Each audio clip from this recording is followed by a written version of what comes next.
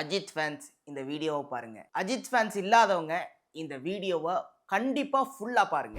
தலை அப்படின்னாலே மாஸ் தான் இல்ல, அந்த சால்ட் அண்ட் பெப்பர் ஹேர் ஸ்டைல்ல இப்போ வந்து ஒரிஜினலா தலை எப்பவுமே ஒரிஜினல் தான்ப்பா, நேச்சுரல் தலை அப்படின்ற ஒரு பெருமிதம் வந்து அஜித் ரசிகர்களுக்கு எப்பவுமே உண்டு. அது மட்டும் இல்லாம இவர் நடிக்கவும் செய்யறாரு, ரேசிங்லயும் பின்றாருயா, ரியல்லையும் ஹீரோவா இருக்காரு, ஸ்கிரீன்லயும் ஹீரோவா இருக்காரு. தலை போல வருமா அப்படின்ற மாதிரி ஒரு கெத்துல தான் அஜித் ஃபேன்ஸ் எப்பவுமே சுத்திட்டு இருப்பாங்க. இப்போ வந்து ரீசெண்டா பாத்தீங்கன்னா AK-64 அதுதான் இப்போ ட்ரெண்டிங்கா இருக்கு. அடுத்த படம் அஜித் குமாரோடைய 64வது படத்தை ஆதிக் ரவிச்சந்திரன் இயக்குறாரு. இதனுடைய அப்டேட் வந்து பாத்தீங்கன்னா ஜனவரியில தான் வரப்போகுது. என்ன மாதிரி இருக்கும், எப்படிலாம் இருக்கும், நிறைய ஆர்வம் வந்து மக்களிடையே, முக்கியமா அஜித் ரசிகர்களிடையே ரொம்ப ஆர்வமா இருக்கு. ஏன்னா அது ஒரு ஆக்ஷன் என்டர்டெய்னரா இருக்கும் அப்படின்னோடனே நிறைய எதிர்பார்ப்பு இருக்கு.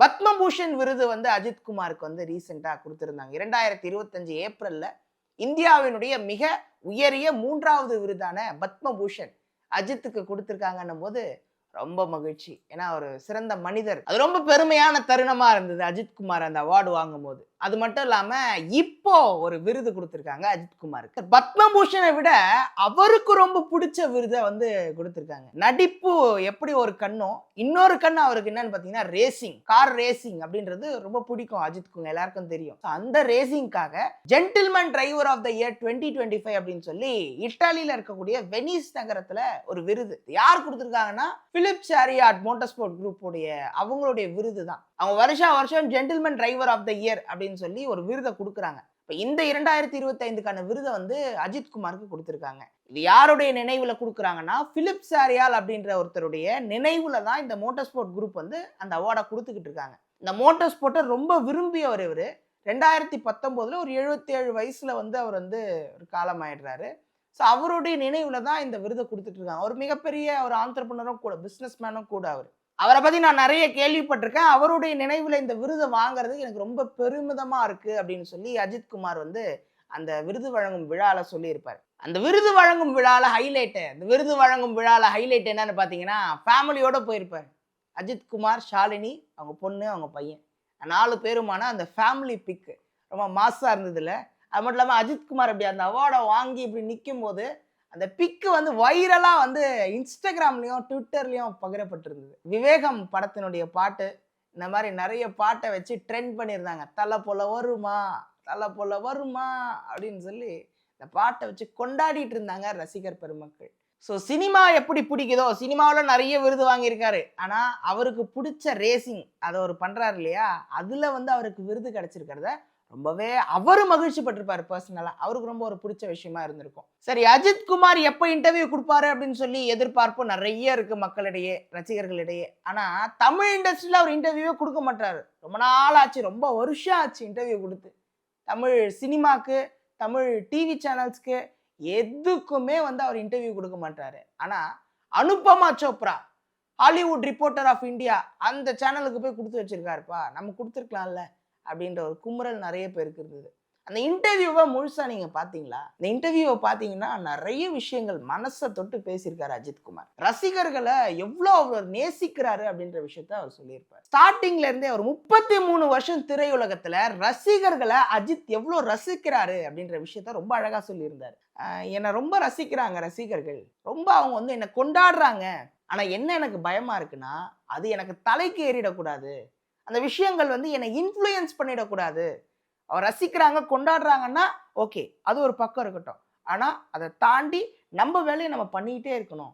அந்த விஷயம் என்னை வந்து தலைக்கு ஏறி என்னுடைய இன்ஃப்ளூயன்ஸ் பண்ணி என்னை எந்த விதத்துலையும் அது பாதிக்கக்கூடாது அப்படின்றதுல ரொம்ப தெளிவாக இருக்கிறேன் அப்படின்ற மாதிரி ரொம்ப ஒரு புரிதலோட சொல்லியிருந்தார். நம்மளால என்னெல்லாம் பண்ணுறாங்க அதை என்னால் வெளியில் கூட சொல்ல முடியாது, நான் சொல்கிறது தப்பான்னு கூட எனக்கு தெரியல அப்படின்னு அவர் சொன்னார்.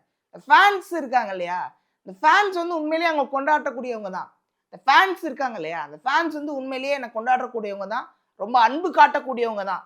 ஆனால் 2005ல் அவர் என்ன பண்ணாருன்னா, ஃபேன்ஸ்லாம் இருக்கிறாங்களாம், எல்லாரும் வந்து கை கொடுத்துட்டு வராரு, எல்லாரும் கை நீட்டுறாங்க. ஏன்னா வந்து ஒரு அஜித் ஹீரோ, ஒரு தலை வராருன்னும் போது அவரை தொட்டு பார்க்கணும், அவர்கிட்ட செல்ஃபி எடுக்கணும் அப்படின்னு சொல்லி யாராவது ஆசைப்படுவாங்க இல்லையா. இப்போ அவர் வந்து கை கொடுத்துக்கிட்டே இருக்காரு, கை கொடுத்துட்டே உள்ள காரில் ஏறிடுறாரு. காரில் ஏறிட்ட உடனே கையை பார்த்தா ரத்தம் வந்துக்கிட்டு இருக்கு. என்னன்னு பார்த்தா அதில் ஒருத்தவங்க வந்து ஏதோ பிளேடோ ஏதோ வச்சுருக்காங்க, அப்படியே கீறிட்டு இருக்கு. ரத்தம் வந்திருக்கு. இவருக்கே ஆச்சரியம். அந்த அந்த காயத்த கூட அவரு அந்த இன்டர்வியூல காமிச்சாருங்க. இந்த மாரி 2005ல நடந்தது. இன்னொரு விஷயம் கூட சொல்லியிருந்தாரு. இன்னொரு இடத்துல வந்து பார்த்தீங்கன்னா, செக்யூரிட்டிலாம் நிக்கிறாங்க. இவருடைய ஆட்கள் நிக்கிறாங்க. அங்க வந்து ஹோட்டல்ல இருக்கக்கூடிய ஆட்கள் நிக்கிறாங்க. எல்லாரும் அந்த ஃபேன்ஸ்லாம் நின்னுட்டு இருக்காங்க. ஃபேன்ஸ்னா ரசிகர்கள் மக்களாவும் இருக்கலாம். அப்ப அவங்க நின்னுட்டு இருக்கும்போது, இவர் வந்து எல்லாரும் வந்து கை குடுக்கணும், கை குடுக்கணும் அப்படின்னு சொல்லி எல்லாரும் வந்து நின்னுட்டு இருக்காங்க ஆர்வமா. அஜித் வந்துட்ட உடனே ஒரு செக்யூரிட்டி வந்து ஒரு 19 வயசு பையன கூப்ட்டு, தனியா கூப்ட்டு தம்பி அப்படின்னு சொல்லிட்டு கூட்டு போயிட்டுருக்காரு. என்னன்னு பார்த்தா, அவன் கையில வந்து பிளேடு இருந்திருக்கு. புரியுதுங்களா? அந்த பிளேடு இருந்ததுனால அவன் தனியா கூட்டு போயிருக்காங்க. ஏன்னா, அவர் கை குடுத்து காத்துட்டு இருந்திருக்கான். ஏன்னா, அவன் கை குடுக்க காத்துக்கிட்டு இருந்திருக்கான் அஜித்துக்கு. ஸோ இந்த மாரியும் ஒரு சில பேர் இருக்கிறாங்க அப்படின்றத நம்ம ஏத்துக்கிட்டு தான் ஆகணும். ரசிகர்கள் எல்லாருமே பார்த்தீங்கன்னா, எல்லாருமே வந்து கொண்டாடுவாங்க, அன்பு காட்டுவாங்க சரி. ஆனா அது அவருக்கு தனிப்பட்ட முறையில அதுக்கு அவரு சேஃபா இருக்குமா? அவருக்கு அது வந்து நல்ல விஷயங்கள தருமா? அப்படின்னு பார்த்தா கண்டிப்பா கிடையாது. வண்டிய வந்து எடுக்க விடாம முன்னாடி வந்து நின்னு பார்க் பண்ணிட்டு, அவரு இறங்கி வரணும்ல. ஏன்னா இறங்கி வந்து பின்னாடிலாம் ஹார்ன் அடிச்சிட்டு இருக்கான்ல. இவரு இறங்கி வந்துருவார்ல. அதனால தான் இந்தியாவுல என்னால கார் ஓட்ட முடியாது. டிரைவ் பண்ண முடியாதுங்க. நான் துபாய்ல இருக்கேன். இப்ப நெதர்லாண்ட்ல இருக்கேன். இங்கெல்லாம் வந்து என்னால ஈஸியா பண்ண முடியுது. எனக்கு பிடிச்ச விஷயங்கள இந்த மாரி இடங்கள்லாம் என்னால வந்து இன்னும் அப்கிரேட் பண்ணிக்க முடியுது. நான் பண்ண முடியுது. இந்தியாவுல என்னால பண்ண முடியாது. அது ஒரு கேள்விக்குறி தான் அப்படின்னு சொல்லியிருந்தாரு. அஜித் வந்து அவங்க பையன் ஸ்கூலுக்கு கூட போக முடியல அப்படின்னு சொன்னாரு. ஏன்னா, அவங்க பையன வந்து ஒரு நாள் போய் பார்க்கலாம். 2வது நாள் ஸ்கூல்ல விட்டுட்டு வரலாம். 3வது நாள் போகும்போது அந்த டைம கூட நோட் பண்ணி வச்சுட்டு வந்துடுறாங்க. அஜித் குமார் இந்த டைமுக்கு வந்துருவாரு ஸ்கூலுக்கு. நம்ம எல்லாரும் போயிரணும். அங்க ஒரு கூட்டம் கூடிட்ட உடனே ஸ்கூல்ல இருக்கிற நிர்வாகமே வந்து தயவு செஞ்சு நீங்க வராதீங்க. நாங்களே பார்த்துக்கிறோம். நாங்களே அரேஞ்ச் பண்ணிடுறோம். நீங்க வராதீங்க அப்படின்னு சொல்லி ஸ்கூல் நிர்வாகமே வந்து இவர்ட்ட ரெக்வெஸ்ட் பண்ணிக்கனால, என் பையன் ஸ்கூலுக்கு கூட என்னால போக முடியல. இது வந்து ஒரு தனிப்பட்ட வாழ்க்கையில அவங்களுக்கு ஏற்பட்ட அந்த பாதிப்புகள்லாம் என்ன இருக்குன்றத நம்ம யோசிக்கவே மாட்றோம். ஒரு திரையுலகத்துல அவங்க கொண்டாடுறோம். பட் அவங்களுக்கும் ஒரு தனிப்பட்ட வாழ்க்கை இருக்கு இல்லையா? அவர் என்ன சொல்றாருன்னா, இதுல 2 அட்வான்டேஜ் இருக்குங்க. கரெக்ட் தான். திரையுலகம் என்னை கொண்டாடுது. 33 வருஷம் சினிமாவுல திரையுலகம் என்னை கொண்டாடி இருக்கிறது. என்ன ரசிகர்கள் பட்டாளம் ஏராளமாக இருக்கிறாங்க. அதே மாரி இது எனக்கு ஒரு லக்ஸூரியஸான வாழ்க்கைய எனக்கு தருது. ஆனா, அதே சமயத்துல இன்னொரு பக்கம் பார்த்தீங்கன்னா, தனிப்பட்ட வாழ்க்கையில வந்து எனக்கு ரொம்ப கஷ்டங்கள், பாதிப்புகள்லாம் இருக்கு. அது பெர்சனல்ஸ் நெறைய இருக்கு. என்னால எதுவுமே சகஜமா பண்ண முடியல. அஜித் குமார் ரேசிங் டீம் எல்லாருக்கும் தெரியும்ல. 2024 செப்டம்பர்ல ஸ்டார்ட் பண்ணப்பட்டது. ஒரு உலக அளவுல இருக்கக்கூடிய இந்த மோட்டார் ஸ்போர்ட்ஸ் ஸ்டேஜ்ல இந்தியாவ ரெப்ரசன்ட் பண்ணி, இந்தியாவுக்கு நெறைய பெருமைகளை சேர்ப்பதற்கான ஒரு முன்னெடுப்பு தான் அந்த அஜித் குமார் ரேசிங் டீம். நெறைய பேர் இருக்காங்க அந்த ரேசிங் டீம்ல. அஜித் குமார் உட்பட நெறைய பேர் டெக்னிக்கலாவும் இருக்கிறாங்க, டிரைவர்ஸும் இருக்கிறாங்க. டெக்னிக்கலாவும் இருக்காங்க, ரேசர்ஸும் நெறைய பேர் இருக்காங்க அந்த டீம்ல. ஸோ இந்த டீம் வந்து பார்த்தீங்கன்னா, நெறைய பஸ்கட்டியன், அப்புறம் வந்து ரசூன், ரெட் ஆண்டன்னு நெறைய டீம் கூட கொலாபரேட் பண்ணி நெறைய விஷயங்கள் பண்றாங்க. இப்போ ரீசெண்டா கூட ஏதோ 3வது பரிசு வரைக்கும் வந்து உலக அளவுல வந்து வாங்கியிருக்காங்க. ஸோ அந்த அளவுக்கு இந்த ரேசிங் டீம் வந்து முன்னேறிக்கிட்டு இருக்கு. அதுக்காக தான் வந்து அவர் வந்து துபாய்ல இப்போ கூட அந்த இன்டர்வியூ கூட துபாய்ல தான் பின்னாடி வந்து ஒரு கார்ஸ்லாம் சூப்பர் டூப்பர் கார்ஸ்லாம் இருக்கும். அதில தான் இன்டர்வியூவே குடுத்திருந்தாரு. ஸோ அதில வந்து ஒரு விஷயம் சொல்லியிருப்பாரு. சினிமா அப்புறம் இந்த ரேசிங் இந்த 2 இதுல ஜானர்ல இருக்கிறீங்க. அதில வந்து ஒரு விஷயம் சொல்லியிருப்பாரு. சினிமா அண்ட் ரேசிங் 2 விஷயத்துல இருக்கிறீங்க. 2 விஷயத்துக்கான வித்தியாசமா என்ன பார்க்குறீங்க அப்படின்னு கேட்கும்போது, சினிமால ரீடேக் எடுக்கலாம். ஆனா அந்த ரேசிங்ல ரீடேக் எடுக்க முடியாது.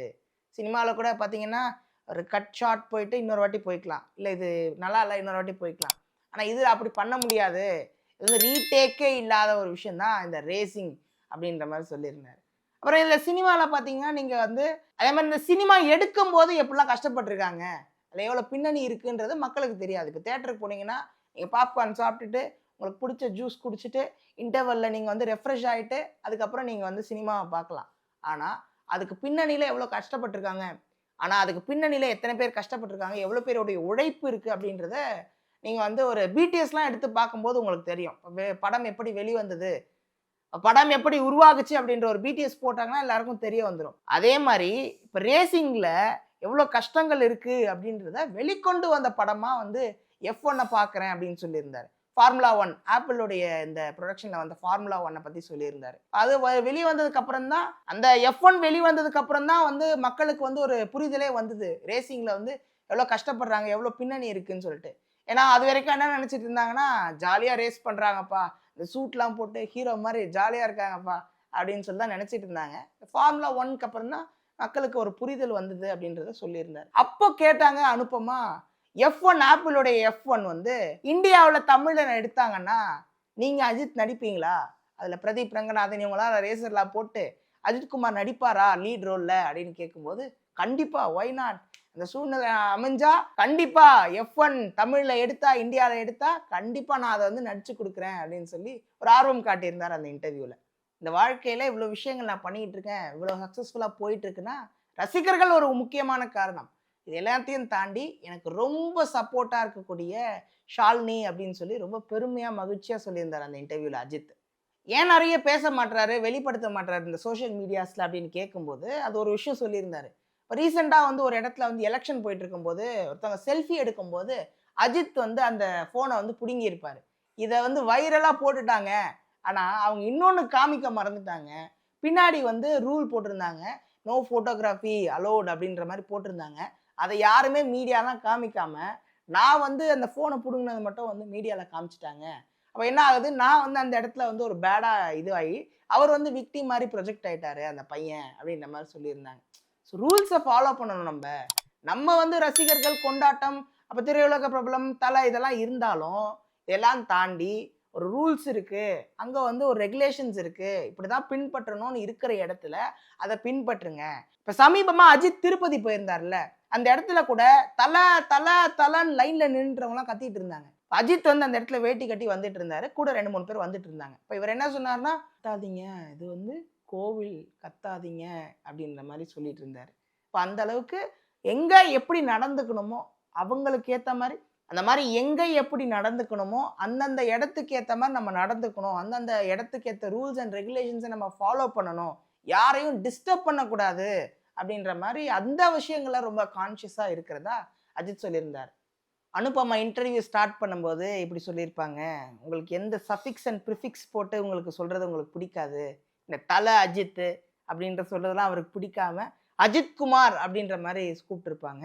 அவங்கள வந்து அனுபமா ஜீனு கூப்பிடும் போதும் என்னையும் அந்த மாதிரி கூப்பிடாதீங்க, ஏன்னா எனக்கும் உங்களோட இன்ஸ்பிரேஷன்ஸ் வந்திருக்கு, என்னையும் அந்த மாதிரி கூப்பிடாதீங்க, அனுபமானு கூப்பிடுங்க அப்படின்னோடனே அனுபமானு கூப்பிட்டுருப்பாரு.